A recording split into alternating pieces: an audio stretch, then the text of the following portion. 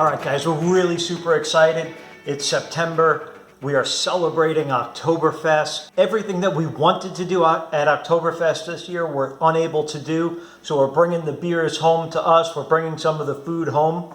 And today we're going to talk about Warsteiner Oktoberfest beer. Now this, as a caveat, Warsteiner is not served in the Oktoberfest tents in Munich, because it is not one of the original six. But they are allowed to give it the same little checkered flag. It says Oktoberfest down here. Because this is, for the American market, it's a special edition. Right down there at the bottom. 5.9% alcohol, so it's a pretty good beer. One of the things I'll say, Warsteiner is named after the town. So it's not some super cool German name, it's just the name of the town. So since 1753, when Antonius Kramer was asked to pay a beer tax, the rest was history, right? So he overbrewed, he brewed too much at home, and they asked him to pay a tax, and the next thing you know, Warsteiner. Well, there were some steps in between, but we won't bother you with them. So Warstein, Germany is up on the west coast. It's kind of northern, probably closer to the Netherlands than Munich itself, but that's okay. Again, small town, largest employer, the brewery. So let's go ahead and get this thing open. It has a nice, it's almost like a yeasty bread smell, so that's nice.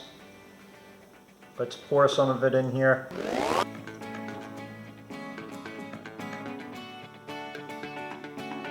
Yeah, I would say this is dark amber, almost an orangish color. Maybe not dark, but it's definitely an amber, with an orange tint to it. It almost has a fruit aroma now that it's in a pint glass.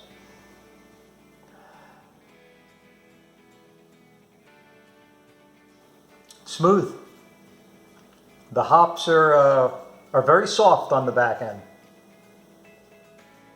It's mild. It's actually well balanced, but it does have that little bit of a bitterness. It's good. I like it. It's very soft beer. And I think that's because they get the water from the Arnsberg forest, which is a natural spring. So in Germany, like many other places that are known for brewing really great beers, they use a clean local water source, local hops, local everything they can get their hands on, barley, malted barley. Let's see what's in here. Brewing water, right? Mostly water, so we said that, great. Barley malt. You can tell that's where a little bit of the sweetness is coming from. Hops and a hop extract. So brewed to the German purity laws, yes. This is a very good product. Again, not served at Oktoberfest, so we won't hold it to the same standards as some of the beers that are. But overall, you wouldn't be going wrong for drinking this. This beer reminds me of having currywurst, pretzel, sitting outside of a cafe in Germany, small town. It's cold, but not too cold to be outside.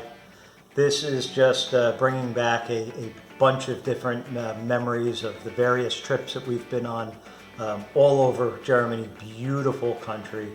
Warstein is a very forested area. There's also some mountains and some elevation there, so it could be very picturesque. Kind of out of the way. You wouldn't normally go there. You may not have even heard of this beer, which is crazy because it's one of the largest breweries in Germany. But definitely the town, right? You'd have to have something to point you towards that town, and this beer is it. So if you want to go on a trip to Germany, you don't want to get on a plane, Warsteiner, great substitute. It's taking me there right now. Definitely a beer to get a buzz with your cuz with for sure.